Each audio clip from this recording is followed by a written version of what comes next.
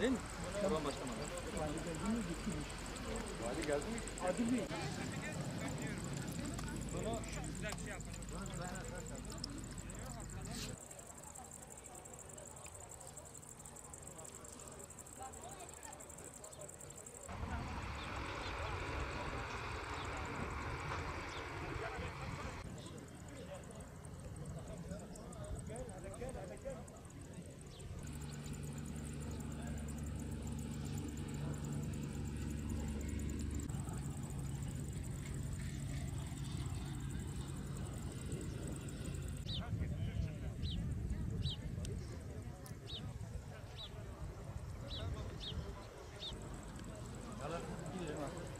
Ne kadar? Ha, memnun oldum.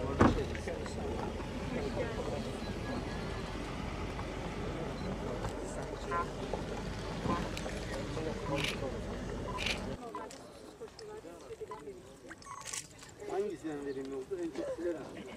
Yok, en çok su veren, evet, çiçeğe çalıştığımız. Arkadaşlar bugün tarla gününde ama farklı bir üründe tarla gününde bir aradayız. Lavanta hasadına geldik. Geçen yıl çiftçimizin alternatif ürünlerle tanışması, ürün yelpazesinin şehrimizde geliştirilmesi ve özellikle biraz daha kıraç sulanmayan arazilerde de birim alandaki gelir oranının çiftçilerimiz açısından daha olumlu olduğu ürünleri tanıtılması açısından bir çalışma yapmıştık. Özellikle tıbbi ve aromatik bitkilerin Batman'da denenmesi ve hangisi daha iyi olur bunun araştırılmasıyla ilgili bir proje hazırlamıştık.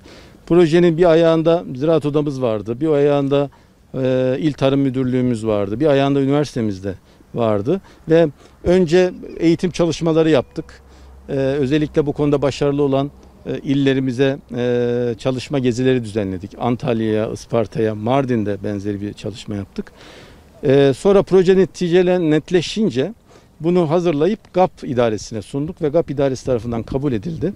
Ve 380.000 TL'lik yaklaşık bir proje bedeliyle 14 çiftçimize birer dekarlık değil mi? İkişer dekarlık. İkişer dekarlık. 2 bu burada 4 dekarlık. İki projenin birleşmesi ama ikişer dekarlık proje alanları yaptık. Bizim desteğimiz neydi? Damlama sulamasını yaptık. Çevre telini verdik ve fide verdik değil mi? Kalanını da çiftçimiz üstlendi. Sonuç olarak aslında bu bir deneme çalışmasıydı.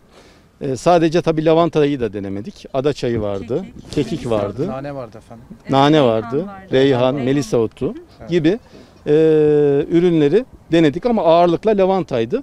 Lavantada 3. yılda ekonomik olarak verim beklediğimiz halde 1. yılda Batman'ın o 14 ayrı lokasyonunun 14'ünden de 12 alanda 12, %100 başarı. 12 alanda %100, 2 tanesinde de bir miktar bakımdan kaynaklanan biraz geriden gelen bir başarı yakaladık ama bu 12 lokasyonda da başarılı olmak lavantanın Batman'a uygun bir bitki olduğu konusunda bizde bir şüphe bırakmadı.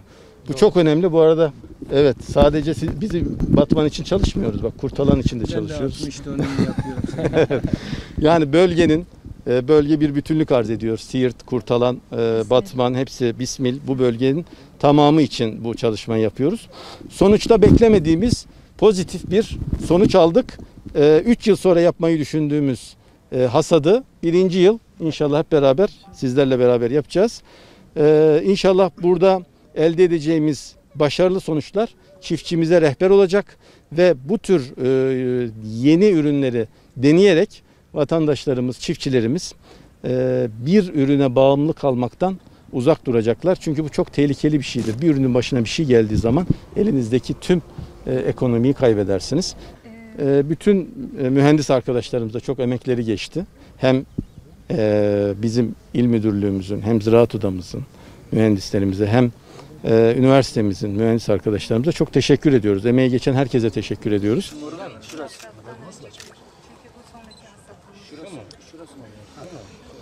Karşıya alabilir miyiz? Bu imkanları sağladılar sağ olsunlar.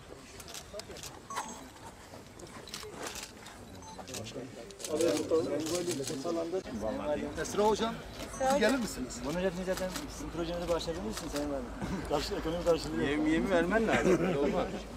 Esra Hanım. Tabii yapılan toprak analizi, fidan çeşitliliği ile ilgili buraya uygun olan fidan seçildi.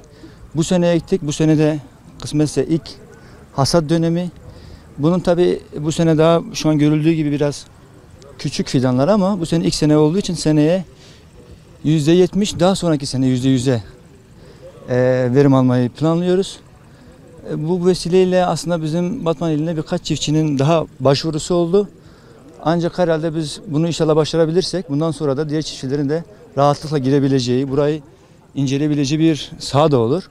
Biz aynı zamanda burası bildiğiniz gibi Siirt-Batman karayolu üzerine yakın bir mesafe. Biz bunu şey için de düşünüyoruz, aynı zamanda turizm amaçlı.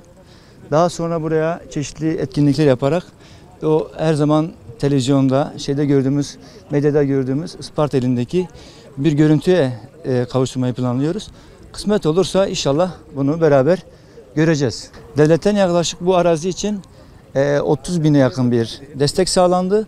Bizim de %10 olduğu için 3 bin civarında bir katkımız oldu. İnşallah bunu eğer istediğimiz kalite, istediğimiz ürüne gelirsek tabii bu masraflar kat kat karşılanacağı bir ürün gözüküyor. Kısmet olursa inşallah bunu yapacağız. Burası 4 dönüm 200 metrekare, yani 4.2. İşte inşallah bir tabii yeni ürün. Bu bölge yeni tanışacak bununla. Kısmet olursa dediğim gibi şu an çok yeni bir ürün olduğu için hani pazarlama, paketleme, diğer ürünlerle ilgili projede yüklenici arkadaşlar çalışıyor. Güzel takılmış, adil bir fazla ediyorsunuz.